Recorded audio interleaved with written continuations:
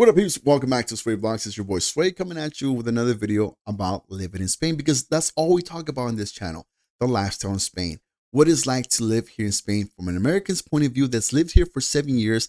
I do the research for you guys and share with you guys, and never, ever, ever, ever, ever will I sugarcoat what life is like here in Spain. So if that interests you, you're thinking about moving to Spain, go ahead and hit the subscribe button, hit the little bell to be notified when I drop the latest and the greatest.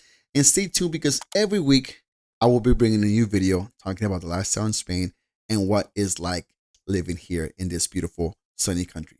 All right, you guys, so I made a video last week, a quick update on what life has been for us here in Spain for the last 2 or 3 years, and how everything has been progressively changing for us in Spain for the good.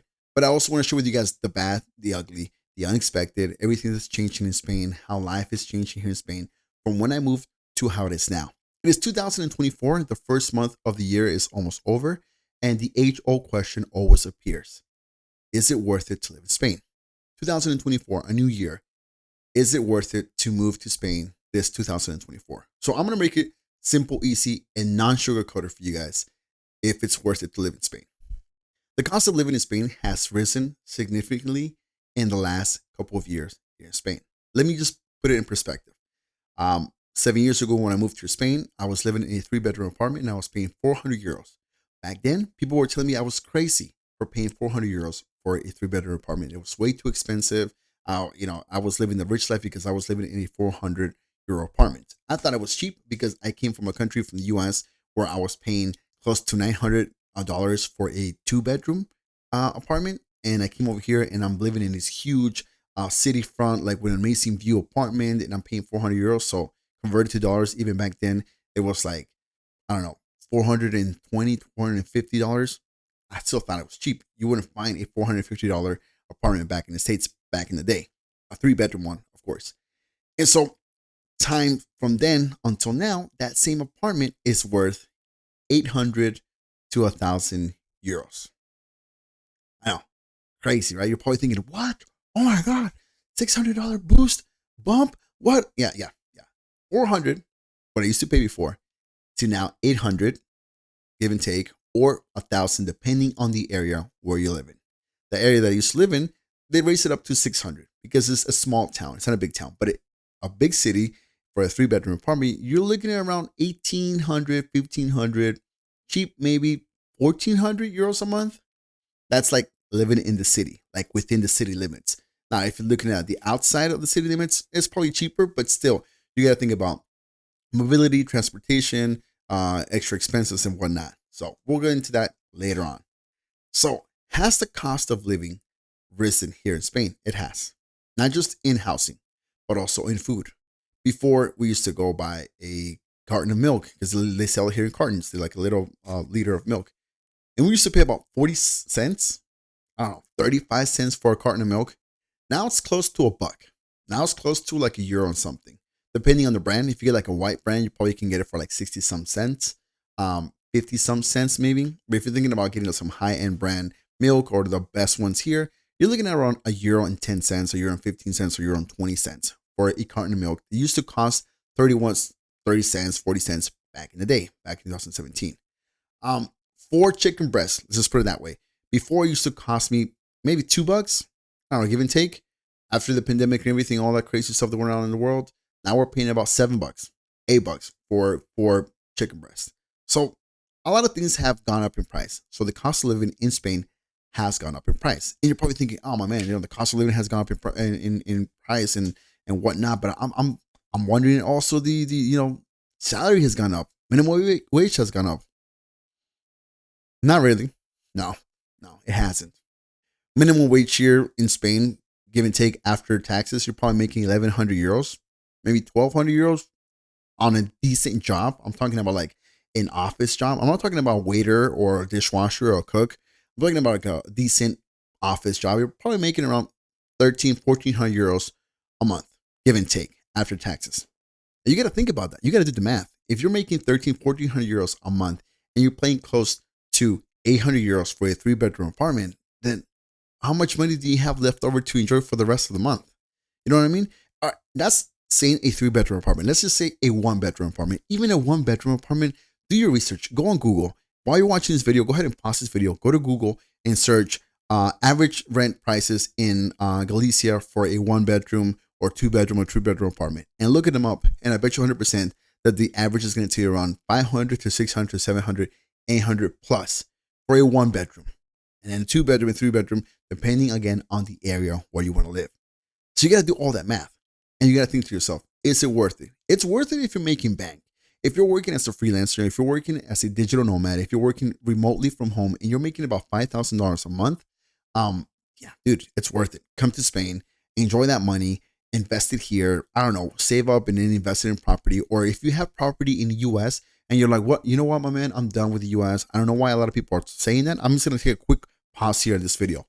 I've had a lot of people on social media that I follow, that I see, that talks to me, or they're just regular people that I follow on social media, posting that they're done with Spain. I mean, with the US. There's a big exodus from the US. A lot of Americans are leaving the US, moving to Europe, moving to Asia. There was this girl that I'm following on Instagram who literally sold her house, sold all her belongings, and decided to move to Bali. I don't know what's going on. And there's reels that I've seen on Instagram saying, oh, the new American dream now is to leave America and go live somewhere else. I haven't lived there for the last 7 years, so I can't really talk about it. I hope things are not that bad. But let me know in the comments, how are things in the US? Is it that bad like people say it in the social media, or are they exaggerating? Anyways, back to the topic. So if you are making money like passively and you have property in the US that you want to get rid of, you want to sell, go ahead and sell that money, sell that property and stuff, and bring that money over to Spain and invest it into buying a house or buying an apartment or buying property, etc., etc. And then you can have that more passive income coming into you if you invest that here. But you got to keep in mind though, you got to keep in mind that you will be taxed on whatever you bring here to Spain, money-wise. You will be taxed. I think it's like 47% or something like that. So think about it. 47%. It's almost 50% of whatever you say. You sold your house for 500,000, and you got to pay 50%, almost 50% of that in taxes to Spain. That's 250K you're giving Spain just for the heck of it, just for moving here. So again, there's other ways to ground it. If you buy a property that's worth more than 500,000 or something like that, you can get an automatic visa or an automatic passport and whatnot. We'll get into that later on. But if you have money and you have ways of making passive income, then by all means come to Spain, live here, get yourself a nice property close to the beach, and keep working remotely from home and keep making $5,000, $6,000 a month. You'll be perfectly fine. But if you're thinking about moving to Spain and just starting clean, fresh, new slate, you're thinking about just like starting brand new and getting a job here and whatnot, like, no. Stop right there. Spain is not. And I hope in the future it does change, but at the moment it will not. And it doesn't look like in the near future it will. Spain is not the land of opportunities. You're not going to come to Spain and just magically a job is going to appear in front of you and you're going to be making bank. And people are going to be fighting for your abilities to have you in their company. No. Jobs in Spain, I've told you before, I'll make a video about it soon. I'm going to update it. In Spain are terrible. Not just the work life itself, but just working for a company that only hires you for 3 months. That's unethical, my point of view. Why would you hire somebody for 3 months, make them work for those 3 months, and after 3 months you tell them, all right, cool, we're done with you, peace, and kick them out in the curve and just kind of let them go ahead and look for another job again? It's like, I don't know. You gotta get prepared for that because it does happen here in Spain. Also, another thing, real quick, I want to just put this in there. If you are making money in the US, remotely, passively, however you're making your money, please, by all means necessary, do not bring that money to Spain. Do not go ahead and open up a Spanish account and start putting that money into a Spanish account. Do not do that. Don't make the mistake. I know this may sound illegal to say or whatnot. I'm just gonna tell you what it is. I'm not gonna sugarcoat for you. If you put that money into a Spanish account, they are going to deduct it. They're going to tax you for it. They're going to ding you for it, and you're going to be losing money. And if you're making a certain amount of money and stuff, they're going to be dinging you for it. Might as well just keep it in your US account, pay your US taxes, and do your stuff over there and have your money over there and just use your cards over here. Just use your Wells Fargo card, JP Morgan Chase, whatever. I don't care. Open up a European account from like Revolut or some other types of apps and use your money there. But do not bring that money here and open an account here and start putting all your income that you receive passively or remotely into your Spanish account. Don't make that mistake. Believe me. Just with a grain of salt, just, Hear me out on this, okay? Do your research why, and you'll know why. Anyways, back to the topic. So, with this being said, with this that I told you now, cost of living going up, the housing going up, just everything in general going up in price here in Spain. Do you really think it's worth it to live in Spain if you want to move from wherever it is you're living to here? Again, if you have property, if you have money, sure, why not? Come for it. If you don't have to rely on having a job here in Spain, do it. Come to Spain, enjoy life here. But if you're thinking about coming to Spain and starting clean, you're a young person that wants to come here and enjoy life and get a job and whatnot and enjoy life here in Spain and stuff, think about it. Make sure that if you are getting a job, it is a well-paid job. It is a job that is going to give you a contract for longer than a year. Okay? And make sure that that job is paying you well. And make sure that it's worth it. Because coming to a new country without your family, you being here alone, it takes a toll on you. And believe me, it does. And it will mess you up in your head. It will mess you up emotionally, mentally, even physically, because it's crazy.